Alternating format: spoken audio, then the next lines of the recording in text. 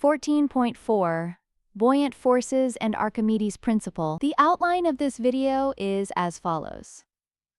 We will begin by defining the buoyant force, which is the upward force that a fluid exerts on any object within it. Next, we will introduce Archimedes' principle, a fundamental rule for calculating the magnitude of this force.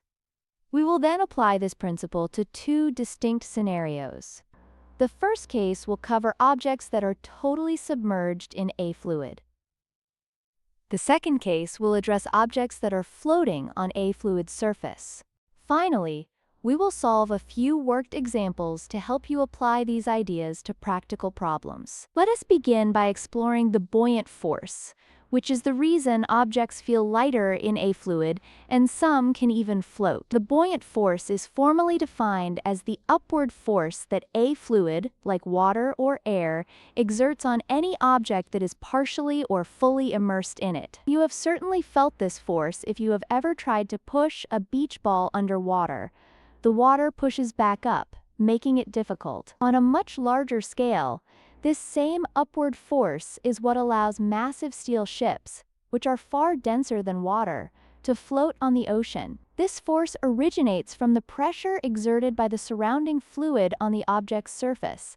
Because fluid pressure increases with depth, the upward push on the bottom of an object is greater than the downward push on its top, resulting in a net upward force. The key takeaway is that any object placed in a fluid experiences an upward push, and we call this the buoyant force. Let us formalize the concept of buoyant force by introducing Archimedes' principle, which provides a simple way to calculate it. We start by imagining a parcel of water held in equilibrium within a larger body of water. The surrounding fluid exerts an upward buoyant force on this parcel that perfectly balances the parcel's weight.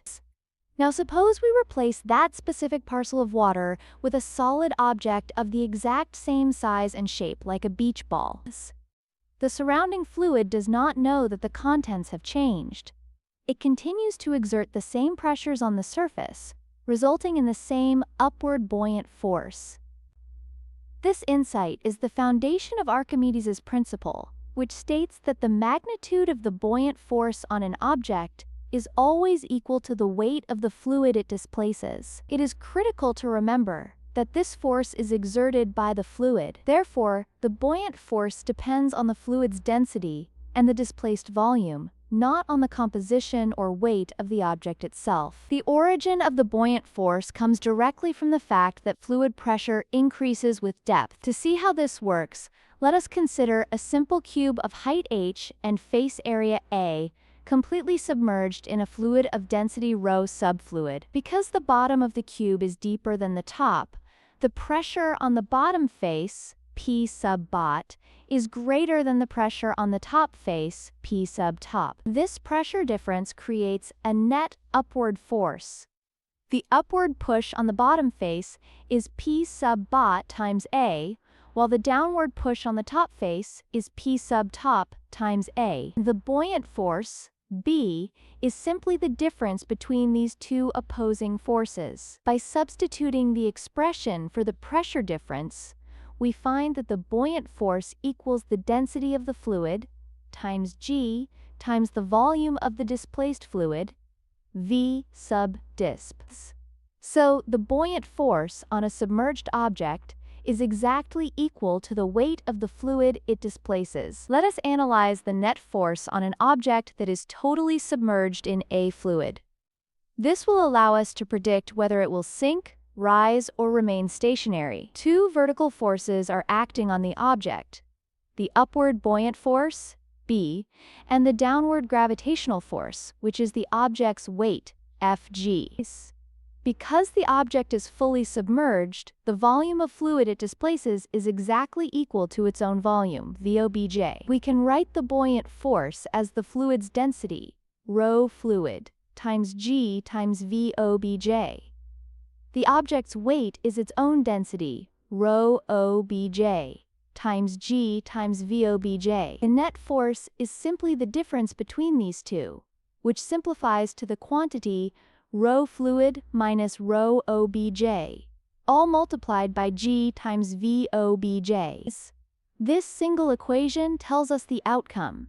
If the object is denser than the fluid, the net force is downward, and the object sinks. If the densities are equal, the net force is 0, and the object remains in equilibrium. And if the object is less dense than the fluid, the net force is upward, causing the object to accelerate toward the surface. Therefore, the motion of a fully submerged object is determined by comparing its density to the density of the surrounding fluid. Let us now analyze the case of a floating object, which occurs when an object's average density is less than the density of the fluid. This scenario leads to a very useful relationship for determining how an object floats. When an object is floating, it is in static equilibrium, so the net force on it is 0. This means the upward buoyant force perfectly balances the downward gravitational force on the object. We express this balance as B equals Fg. By substituting the formulas for these forces, we find that the fluid density times g times the displaced volume is equal to the object's density times g times the object's total volumes. The factor g cancels from both sides of the equation. After rearranging, we get our final result.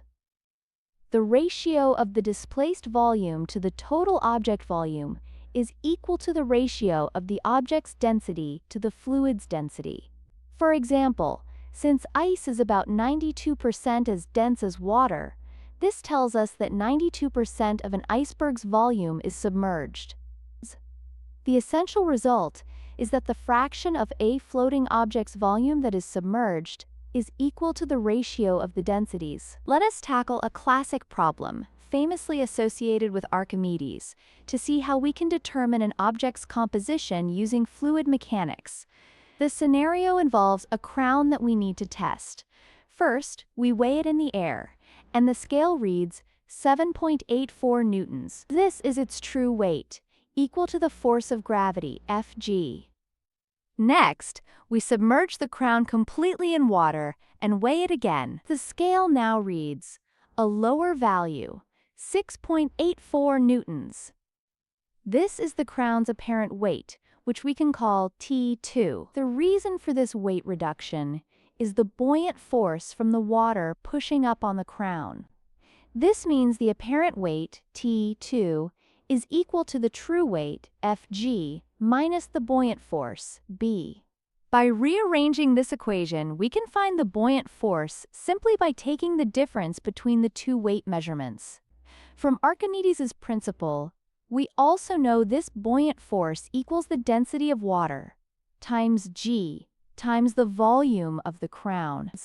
The key insight here is that a simple weight measurement in water gives us the buoyant force, which is our path to finding the crown's volume. Now, let us walk through the calculations to solve the king's problem. The goal is to use the two weight measurements to find the crown's density and check if it matches the density of gold. First, we find the magnitude of the buoyant force.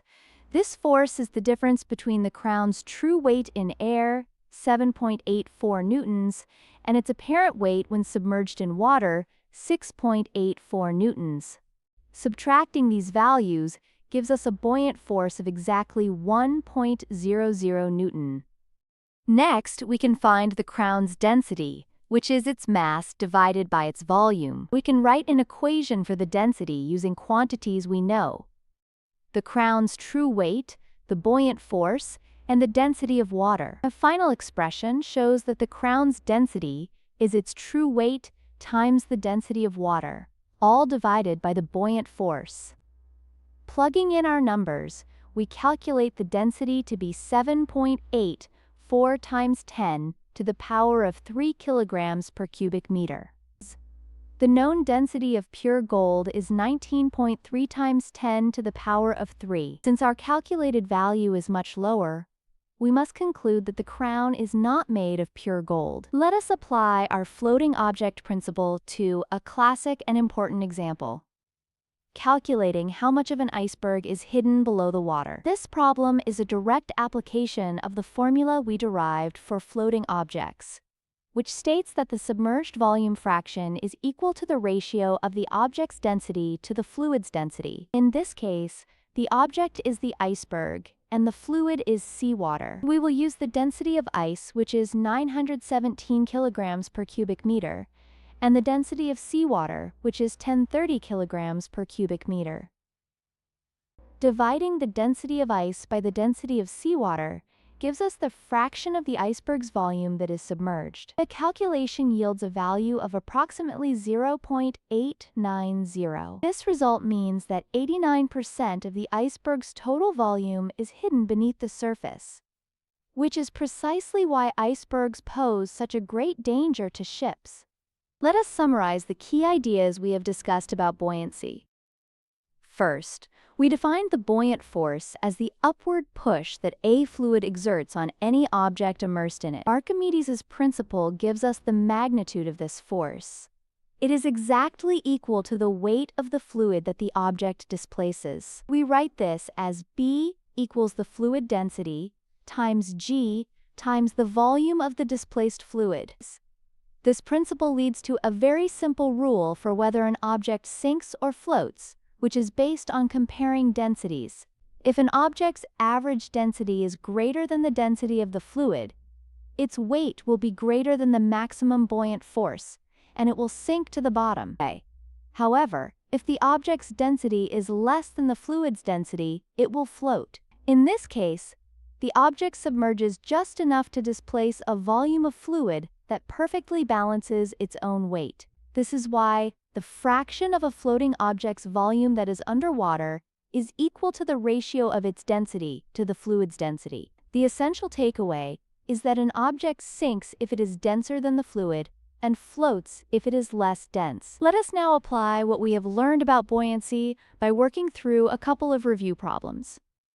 The first question involves a block of wood that floats in both water and oil. Remember, for any floating object, the buoyant force is equal to the object's total weight. By applying this principle to the block in each fluid, you can set up two equations to solve for the two unknown densities, that of the wood and that of the oils.